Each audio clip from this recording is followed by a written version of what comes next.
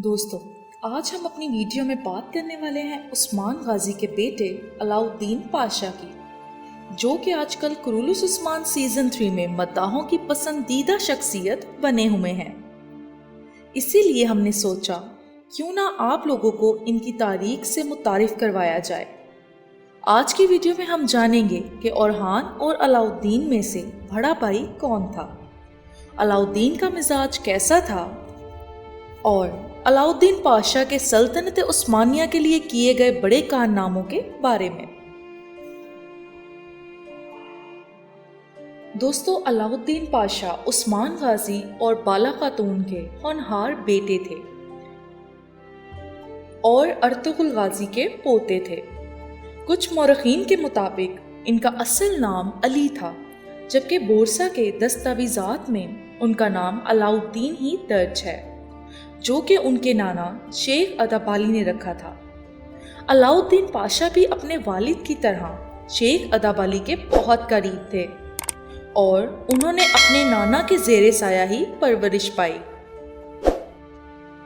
ان کا مزاج اپنے بھائی اورحان سے بالکل مختلف تھا۔ یہ بہت نرم مزاج اور صبر اور تحمل سے کام لینے والے تھے۔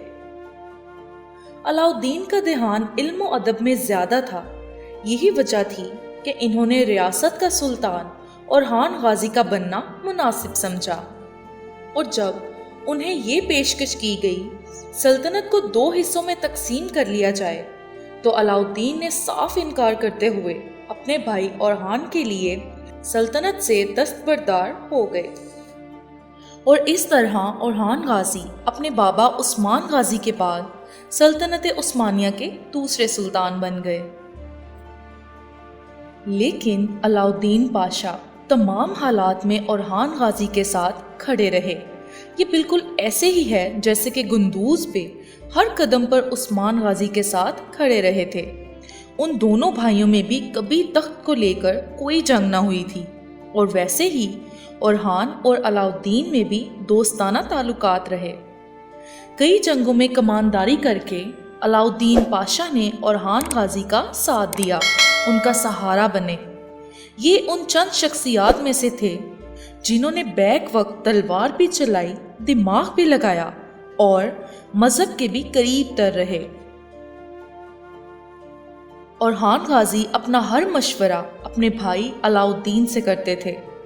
ریاست کی 3 بڑی تجویزیں علاؤالدین پاشا نے پیش کیں، جو کہ ان کی سلطنت کے لیے بہت اہم ثابت ہوئیں۔ پہلی تجویز تھی اکانومی شروع کرنا، دوسری تجویز تھی ایک فوج کو ترتیب دینا، اور تیسری تجویز تھی اس فوج کا ایک سرکاری لباس ہو۔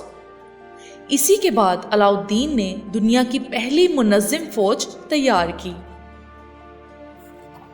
جس کو ینیچری کا نام دیا گیا۔